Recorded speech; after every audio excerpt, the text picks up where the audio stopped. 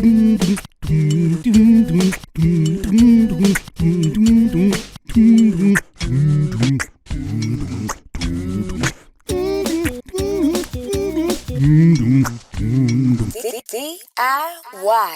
This is on a post from an account called Best Beat Makers World. They put up a bunch of like producer memes. The premise of this one is this is how producers actually make beats. It's created by a producer named DNA.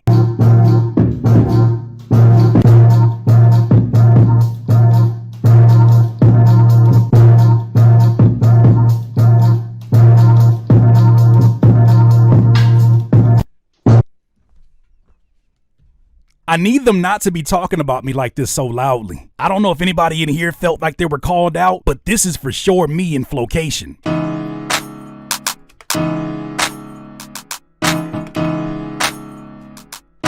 I feel so bad for you. Bless those of you who have watched my live streams for hours where I do this very same shit.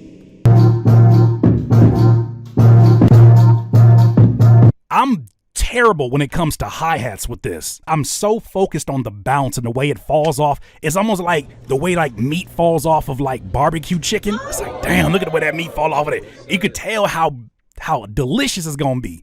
For me, the deliciousness of making a beat with bounce is making sure that it falls off the kick with a certain type of style, a certain type of stank, and certain type of feeling. And sometimes it makes me hit the space bar like that. And I do it not thinking that, hey, there's other people on the other side who are watching and they're trying to catch the groove, but you keep doing this shit.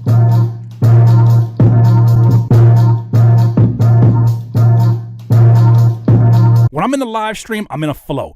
My brain is focused on the music at work. I'm like, yes, this is dope. If it takes me a million times going back and forth, I'm going to get to this feeling that I want to get to. There's a certain hi-hat roll that I don't want to wait for a full 4 bar or 8 bars to return back to it. Can we just start there? It reminded me too, I had an ex years and years ago. She was a poet. She was used to a certain creative process. She was intrigued by what my beat making process actually looked like because she enjoyed the music that I created. Until she sat in a room where I actually made the music. I never forget. I was trying to sample the Doug theme song. The old Nickelodeon Doug. What she wasn't prepared for, because it was the first time she had been in the studio with a producer, was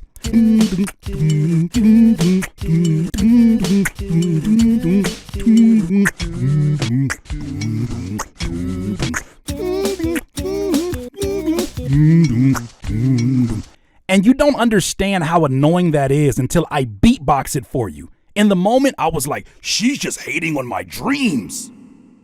Maybe you're not the one, baby. That's stupid. That's stupid. In my stupid ass young brain, I wanted to blame her so bad. For the reason I couldn't stay in my zone.